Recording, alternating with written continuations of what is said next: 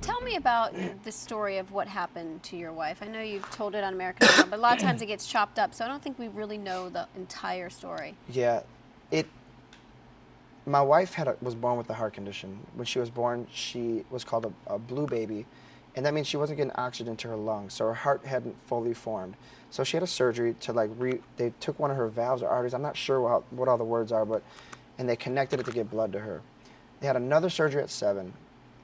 We thought that was it. You know, they monitored her every year. She had a thing called congenital heart disease. And when we dated for 6 years, 6.5 years before we got married. When we dated, we had no problems and no ideas. It was a year after we got married, a year and 1 month. I remember it, June 2005, that she started having these episodes where her heart would beat at almost 200 times a minute. And what happened is that this valve that they moved over to get blood there wasn't made to do that, so it just stretched and increased, and blood would just pool in there. So her heart would just beat so fast trying to get the blood to move. So what we ended up doing in and out the hospital from that point on, about 4 or 5 times, she spent a week in the hospital. They'd have to shock her to get her heart moving and put her on blood thinners. The doctor eventually told us that we have to redo the surgery. The surgery is not a good surgery. It was an old procedure. We went in. First surgery was supposed to take 6 hours. It failed. And it went to 12 hours. Excuse me, it didn't fail. It went 6 to 12 hours. Then the next morning, it failed. And they called me down. They said, we have to do an emergency surgery on her.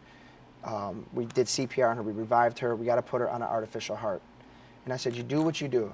And I said, I will call my church and we're just going to get in prayer because I'm a man of faith. And when that happened, she started getting better after they put her on the artificial unit, and the heart actually came out and it would just beat.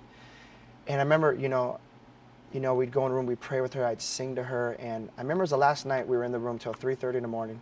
And I remember I sang to her, and I remember she started crying, and nurse pulled it out. I said, because she never came out of consciousness from this last surgery. I said, she said, those are real tears. I said, really? And I was crying, she was crying, and at 7:30 I got a call. They said, there's nothing else we can do. I was so devastated. I was so hurt.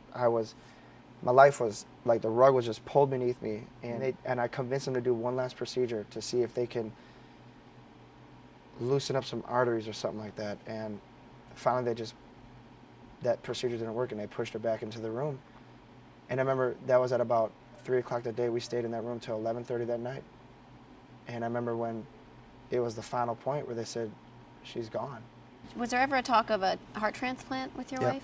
They had sat me down in there, and they said, we need to do a heart transplant. And I started signing the papers. They actually, her kidneys were failing. Her heart was failing. There was actually 2 transplants that they wanted to do because her body just was not recovering from the procedure. She had a 90% survival rate from the surgery. A routine surgery that should have just been, honestly, 10% chance of dying. They do it to patients all the time with congenital heart disease.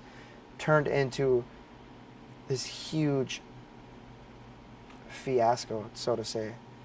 And it devastated me. I mean, still, it hurts to this day, but it's funny because the one thing that got me to get up was hope. If you have no hope, you're not going to go towards anything. But I had a hope in me, and my hope was, well, maybe, I'm a tryout for American Idol. Maybe I can tell the whole world who she was and what she stood for. Back in February is when you talked about auditioning for American Idol. Did she know, there was a possibility she could die, and that's why she wanted to do it? Or it was just like, honey, you should try out for American Idol. You'd be great. Well, here's the story behind that is she was a huge American Idol fan. But I worked in the evenings for years I worked in the evenings, so I never got to watch a show. Well, finally last year we got DVR. So she recorded them all. And I would come home after work late night and I'd watch them. And I'm like, man, I need to do this. Why? It's my last year. So in February I said, babe, that's it. I'm doing it. I got to do it. And no, we never thought about dying. It was so unexpected. She died about a month before the American Idol auditions. She died on July 9th, 2008, and I tried out on August 8th, 2008. Was there any thought that, I can't do this, it's too soon? Oh, all the time. The whole time. If you talk to the people who I went with, I was crying. I'd be crying at one moment, then I'd be okay the next moment. Because we sat for 12 hours, so I didn't eat nothing that whole day.